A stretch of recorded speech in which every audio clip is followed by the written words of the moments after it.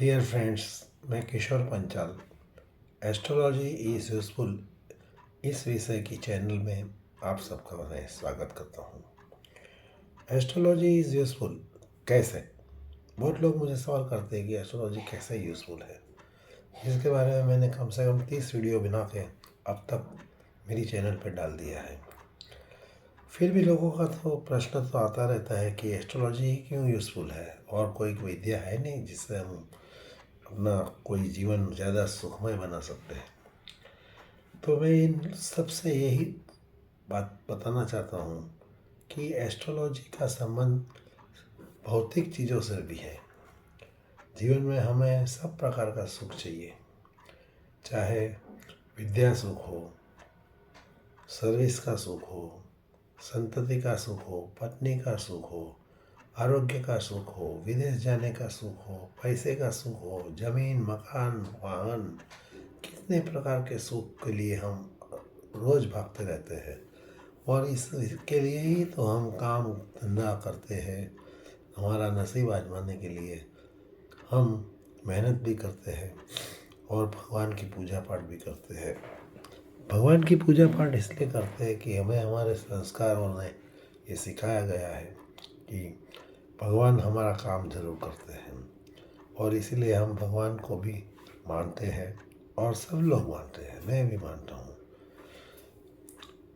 अब एस्ट्रोलॉजी कैसे यूज़फुल होता है, ये अलग विषय है कि हमें हमारी जन्म कुंडली किसी ज्योतिष को दिखानी है और उसे हम प्रश्न करेंगे कि भाई मेरी हेल्थ कैसी रहेगी, मेरा आयुष्य कैसा रहेगा, मैं कैसे नौकरी करूँगा, मेरी आय क्या रहेगी, मैं ज़मीन, मकान, प्रॉपर्टी खरीद सकूँगा कि नहीं।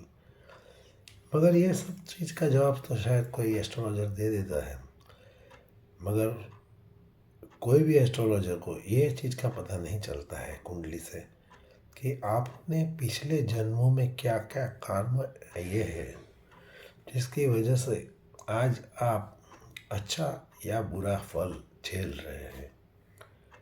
और ये फाइंड आउट करने के लिए कोई भी एस्ट्रोलॉजर कोशिश तो बहुत करता है, मगर सही जवाब उसे नहीं मिल पाता है।